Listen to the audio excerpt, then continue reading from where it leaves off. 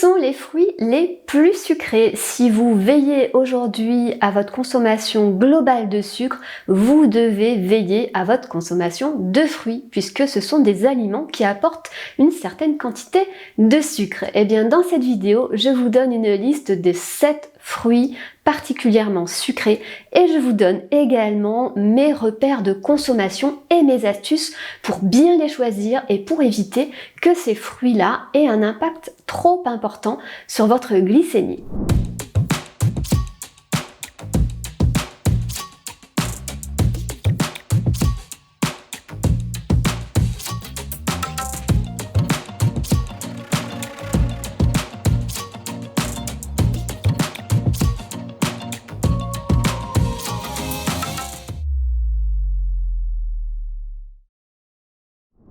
Alors oui, certains fruits sont particulièrement sucrés et je ne parle pas dans cette vidéo de ce qu'on appelle les fruits séchés tels que les pruneaux, les figues sèches, les dattes ou les raisins secs puisque bien sûr les fruits séchés on leur a enlevé l'eau donc il reste des quantités de sucre assez importantes. Le sucre y est concentré donc là on retrouve de l'ordre de 60-70% de sucre. Attention à ces fruits séchés. Je ne parle pas non plus dans cette vidéo de ce qu'on appelle les fruits amylacés. Ce sont les châtaignes et les marrons et ces fruits, ce ne sont pas des fruits frais, ce sont des fruits qui sont particulièrement riches en amidon, d'où leur nom amylacé qui vient du nom amidon. On fait de la farine avec la châtaigne, donc c'est particulièrement riche en glucides. Donc attention quand vous consommez ces fruits-là, qui ne sont pas des fruits frais, donc les fruits amylacés et les fruits séchés qui ont un impact particulièrement élevé sur votre glycémie. Alors, la moyenne de teneur en sucre des fruits frais, elle est de l'ordre de 12%. Donc 12 grammes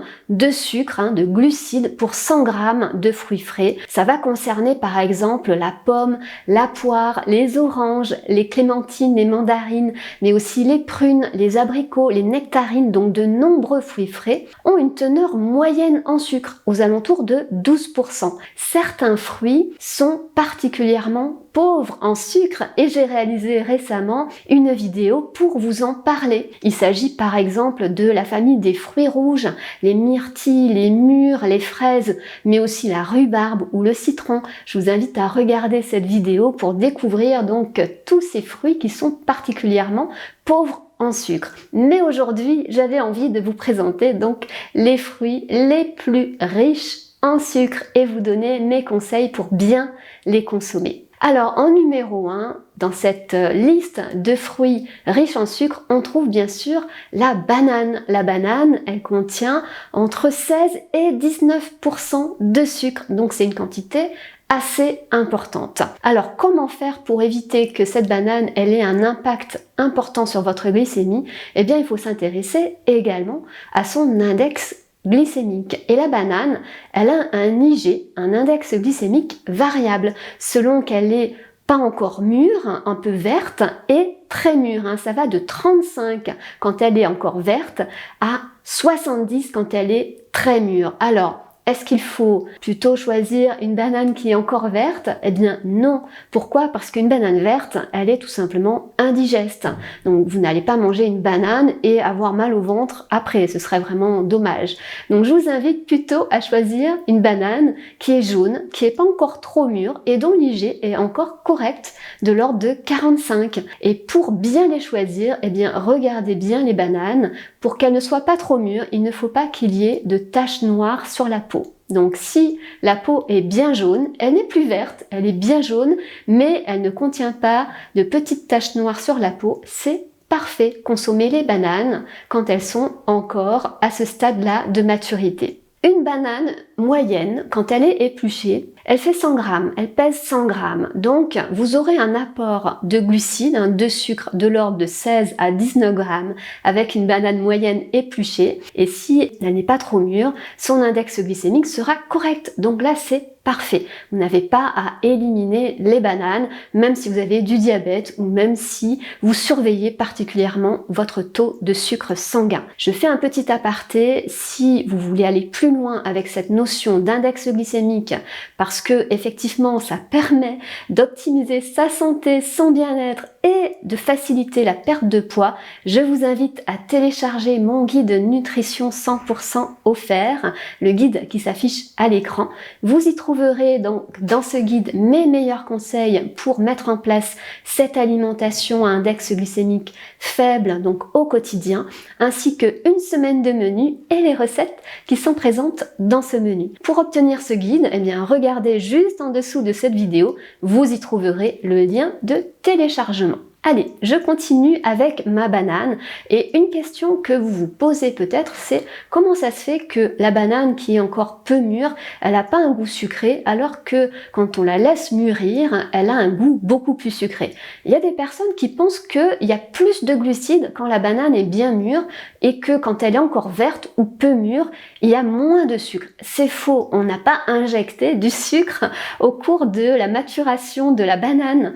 Donc cela veut dire tout simplement que les glucides qui sont présents dans la banane vont évoluer au cours de la maturation et c'est tout simplement l'amidon qui se transforme en sucre simple et qui révèle son goût sucré. Alors, donc, je termine sur la banane. Préférez les bananes jaunes qui sont pas encore trop mûres. Évitez les bananes vertes qui sont indigestes et tout ira bien. Le deuxième fruit assez riche en sucre, moins que la banane quand même, mais assez riche en sucre, c'est le raisin. Le raisin, on a environ 15-16% de sucre, donc c'est aussi une quantité assez importante par rapport à la moyenne des fruits, qui, je vous rappelle, est de l'ordre de 12%. Alors le raisin, comment bien le choisir? Eh bien sachez que le raisin noir est en général moins sucré, donc les variétés de raisin noir sont moins sucrées que les variétés de raisin blanc. Donc donnez votre préférence, si possible, au raisin noir et limitez votre consommation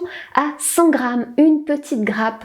Le problème avec les petits fruits comme les cerises, et je vais en parler juste après, et comme le raisin, eh bien c'est tout simplement, c'est que comme c'est des petits fruits, on a tendance à les picorer. Donc le mieux c'est de se servir une petite grappe d'environ 100 grammes et d'éloigner ensuite le reste du raisin pour ne pas être tenté d'en consommer davantage. Parce que si vous limitez votre consommation à 100 grammes de raisin, ça ne va pas faire un apport en sucre très important. Niveau index glycémique, le raisin a un IG tout à fait correct, de l'ordre de 50, donc vous pouvez y aller. Et autre avantage du raisin noir, c'est que non seulement il est quand même moins sucré que le raisin blanc, eh bien il contient aussi des composés antioxydants de façon plus importante, donc petite astuce supplémentaire. Le troisième fruit riche en sucre, j'en ai parlé juste avant, c'est la cerise.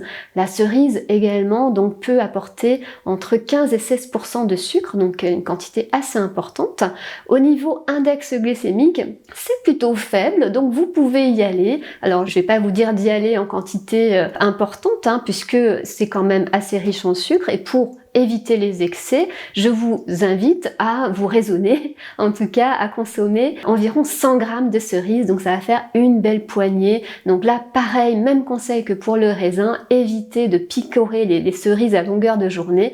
Servez-vous une belle poignée en dessert et tout ira bien. Le quatrième fruit riche en sucre, c'est le litchi. Le litchi, bon, qui est plutôt quelque chose qu'on va consommer de manière occasionnelle, sauf si vous habitez une région dans le monde où il y a donc des beaux arbres à litchi. Le litchi apporte environ 15% de glucides avec quand même un index glycémique plus élevé, de l'ordre de 60. Donc attention à ne pas consommer trop souvent de litchi. Donc là, même conseil que donc pour les autres fruits, plus c'est riche en sucre, plus il faut limiter la quantité. Pour les fruits dont la teneur en sucre est moyenne de l'ordre de 12%, on peut en manger environ 150 grammes. Donc une pomme moyenne, une belle orange, 2 clémentines, etc. Eh bien, quand les fruits sont plus sucrés, tels que je les évoque dans cette liste, eh bien là on va limiter la quantité à environ 100 grammes. Donc pour les litchis, essayez d'en prendre environ 100 grammes et de les manger plutôt en fin de repas pour éviter qu'il y ait un pic de glycémie. Si vous les mangez en collation et que vous avez du diabète par exemple, ça risque de provoquer un petit pic de glycémie. Un autre fruit qui est assez riche en sucre, c'est le kaki. Alors le kaki, on n'en trouve peut-être pas partout non plus, mais moi je vis dans le sud de la France, et dans le sud de la France, on trouve donc des plaques miniers qui sont donc les arbres à kaki, et on mange des kakis. Les kakis, eh bien, ils ont une teneur en sucre aussi de l'ordre de 15-16%, donc assez riche en sucre. Donc veillez à ne pas trop en consommer. Donc un kaki moyen, ce sera largement suffisant.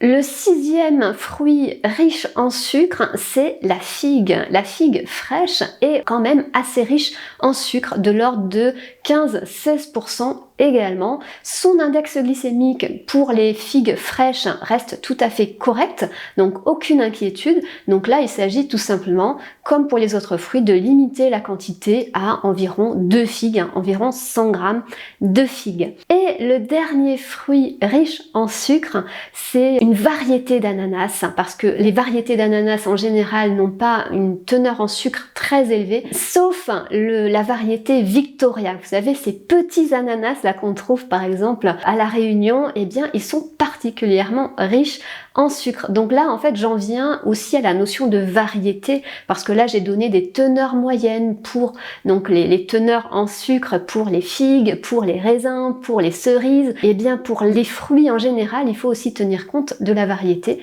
puisqu'il y a des variétés qui sont plus riches en sucre, telles que pour l'ananas. Donc l'ananas Victoria est particulièrement sucré, mais quel bonheur quand on en mange, on se fait vraiment plaisir. Je ne vais pas vous dire de les supprimer, de les éviter, simplement de limiter la quantité à 100 grammes d'ananas également. Voilà pour cette vidéo. Dites-moi quel fruit vous préférez. Est-ce que vous faites attention à la quantité quand vous mangez des cerises ou des raisins? Souvent ça c'est le problème de ces petits fruits qu'on a tendance à manger en quantité trop abondante. Et puis bien, si vous avez des questions, n'hésitez pas à les poser en commentaire. Et quant à nous, on se retrouve la semaine prochaine pour des nouveaux conseils nutrition, minceur et mieux-être.